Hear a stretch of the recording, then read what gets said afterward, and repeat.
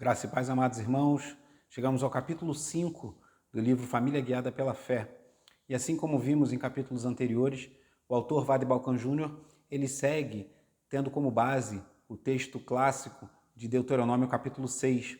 E no início do versículo 7 diz assim: Você as inculcará a seus filhos, falando da importância dos pais ensinarem a palavra de Deus aos seus filhos. E esse é o tema do capítulo 5 do livro, que é Ensine a Palavra no Lar. E já na introdução ele faz uma colocação muito pertinente, muito importante, pois diz assim na página 129. Moisés viu a vida do lar como o principal sistema de transmissão da verdade de Deus, de geração em geração.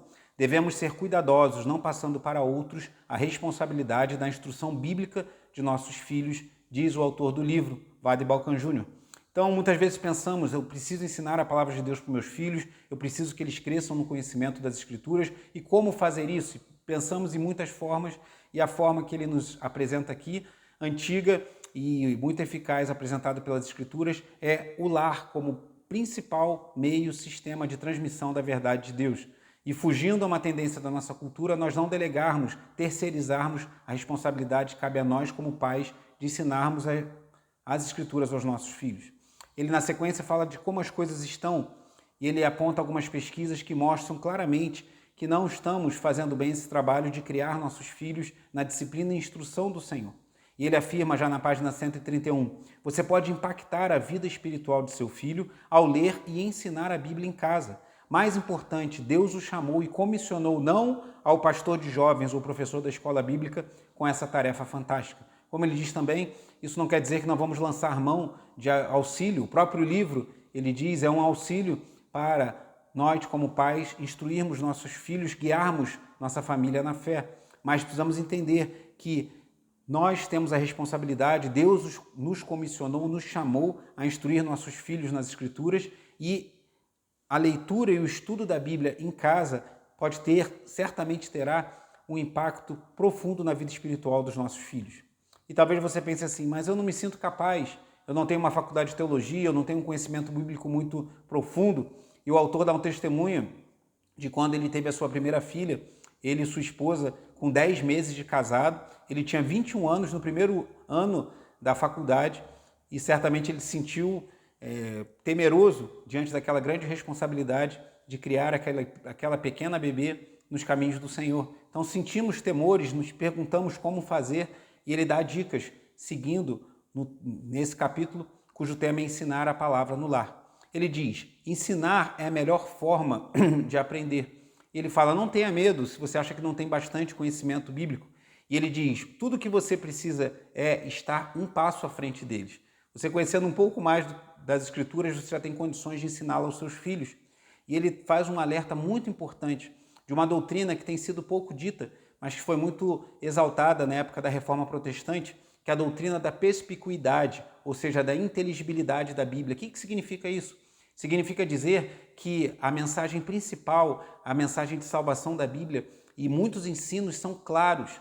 Você não precisa de muitos recursos para entender as mensagens centrais das Escrituras. Claro que é válido estudarmos, nos aprimorarmos, mas com algum conhecimento bíblico, estando, como ele diz, um passo à frente de seus filhos, certamente você terá condições de ensinar as Escrituras para ele. E ele segue falando do papel do lar no ensino da Bíblia. E faz uma ponderação muito importante. Na página 135 ele afirma, contrariando a crença popular, o lar e não a igreja foi comissionado com a responsabilidade primária de ensinar a Bíblia às crianças. Em nossa era do profissionalismo, tendemos a contratar virtualmente toda a responsabilidade paterna e materna. O que ele está dizendo? A responsabilidade primária do ensino das Escrituras cabe ao lar, à família e não à igreja. Ele cita John Bunyan, o autor do clássico O Peregrino, que afirmou assim, John Bunyan, a respeito do estado espiritual de sua família, o pai deve ser muito diligente e cuidadoso, fazendo o seu melhor, tanto para desenvolver a fé que iniciou, quanto para iniciar a que não há. Portanto, ele deve com diligência e regularidade trazer diante de sua família as coisas de Deus, a partir de sua santa palavra, de acordo com o que é adequado a cada pessoa, afirmou John Bunyan, citado pelo autor. Então, é responsabilidade da família, especialmente nós como pais, instruirmos nossos filhos, especialmente a responsabilidade do pai, algo que era muito colocado, muito exaltado, muito reforçado na época dos puritanos, né, citando, por exemplo, John Bunyan, de assumirmos essa responsabilidade de instruirmos, iniciarmos nossos filhos na fé cristã. Algo que, infelizmente, não é muito colocado numa mentalidade que nós temos hoje em dia na nossa cultura de terceirizar muito as responsabilidades de criação dos filhos. Ele afirma ainda na página 137, o autor, nossa cosmovisão molda a maneira como pensamos, mas aprender e memorizar as escrituras determina o que pensamos. Em capítulos anteriores, como você pode ver nos resumos que gravei anteriormente, ele fala da importância da cosmovisão, de entregarmos nosso coração ao Senhor, de dedicarmos nossa vida a Ele. E ele fala, cosmovisão molda a maneira como pensamos, mas aprender e memorizar as escrituras determina o que pensamos. Ele fala também um exemplo interessante, a partir da política norte-americana, da senadora Hillary Clinton, que afirmava que é preciso uma vila para criar uma criança, chamando a atenção da importância da sociabilização para a criação das crianças. E um outro senador americano, chamado Rick Santorum, falou que é preciso uma família para criar uma criança. Claro que as crianças precisam ter interação social e isso traz benefícios na criação das famílias, mas o que é mais necessário é uma família que instrua as crianças nos caminhos de Deus. Seguindo, então, ele começa a trazer algumas questões práticas. Ele fala uma introdução ao treinamento em casa. A Bíblia Sagrada, o que precisamos, então, para instruir nossos filhos nos caminhos do Senhor? Ele diz, a Bíblia Sagrada é o manual para o treinamento em casa. E fala, por exemplo, do livro de Provérbios. Se você quer ensinar seus filhos nos caminhos do Senhor, um excelente caminho para você começar, não é o único, mas dicas muito práticas e de sabedoria estão, por exemplo, no livro de Provérbios. Então, a Bíblia ela tem um manual, ela é um manual, ela tem tudo o que precisamos para instruir nossos filhos na fé em Cristo. E ele começa a trazer algumas questões práticas. Primeiro ele fala, leia a Bíblia. Por que ler a Bíblia? E ele apresenta 4 razões. Porque a Bíblia é a nossa fonte de sabedoria, e cita o Salmo 37.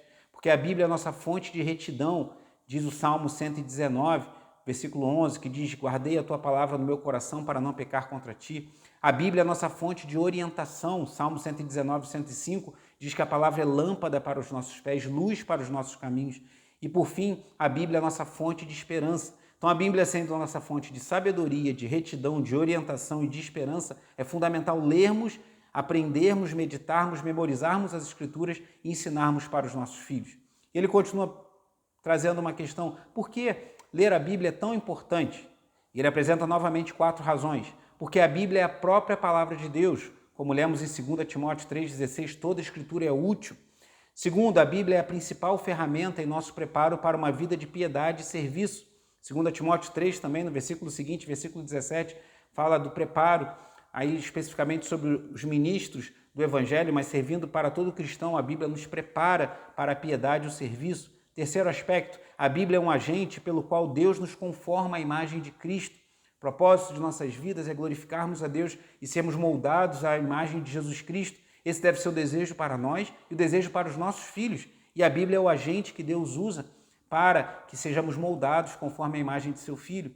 E, por fim, a Bíblia é um agente de transformação. Ele menciona Hebreus 4,12. Então, a Bíblia é a palavra de Deus, é a principal ferramenta para a piedade e serviço, é o agente pelo qual Deus nos molda à imagem de Jesus Cristo e é um agente de transformação em nossas vidas.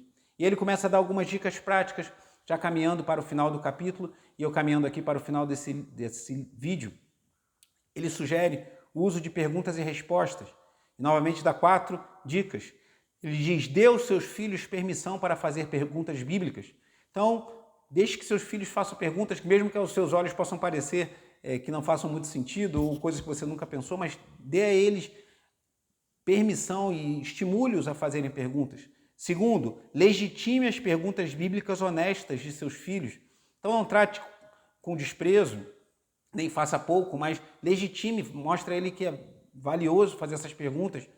E ele cita Lucas, no Evangelho segundo Lucas, capítulo 1, versículos 1 a 4, que Lucas ele fala o propósito de escrever aquele Evangelho, e você pode ler lá, ver como Lucas apresenta razões e a motivação dele em escrever, inspirado pelo Espírito Santo, o Evangelho que leva o seu nome, o Evangelho segundo Lucas. Terceiro, responda as perguntas bíblicas de seu filho sem ter o compromisso de ter todas as respostas. Ninguém tem todas as respostas. Então, se você não tiver uma resposta, não se preocupe em dizer que não sabe, que vai procurar saber, procurar se informar melhor, mas também mostre aos seus filhos que o cristianismo resiste a um escrutínio, ou seja, a ser questionado. Há muitas respostas para as quais nós podemos não saber a resposta, muitas perguntas para as quais nós podemos até não ter uma primeira resposta, mas se nós buscarmos, encontraremos. E por fim, ensine seus filhos a responderem às suas próprias questões quando puderem. Então, lide bem com perguntas e respostas dos seus filhos, dando a eles permissão para fazer perguntas. Segundo, legitimando perguntas honestas que eles façam. Terceiro, respondendo às perguntas bíblicas que eles fizerem. E quarto e último ponto, ensinando seus filhos a responderem às suas próprias questões. Por fim, ele nos dá uma outra dica muito interessante sobre o uso de livros. Ele fala, colecione livros, novamente dando 4 dicas, que o ajudarão a ensinar a Bíblia, adquira boas literaturas que vão te ajudar a ensinar a Bíblia na sua casa. Segundo, colecione livros que ajudarão seus filhos a entender a Bíblia. Seus filhos podem ter acesso a boas literaturas e há muitas no mercado hoje em dia, graças a Deus, que vão os ajudar a entender as Escrituras. Depois, colecione livros que ajudarão as suas crianças a pensar biblicamente. A leitura, o contato com as Escrituras e com livros bíblicos ou livros que tenham princípios bíblicos ajudam a pensar biblicamente. E quarto e último ponto, colecione livros que conectarão seus filhos à igreja e à sua história. E ele dá um exemplo excelente de biografias cristãs.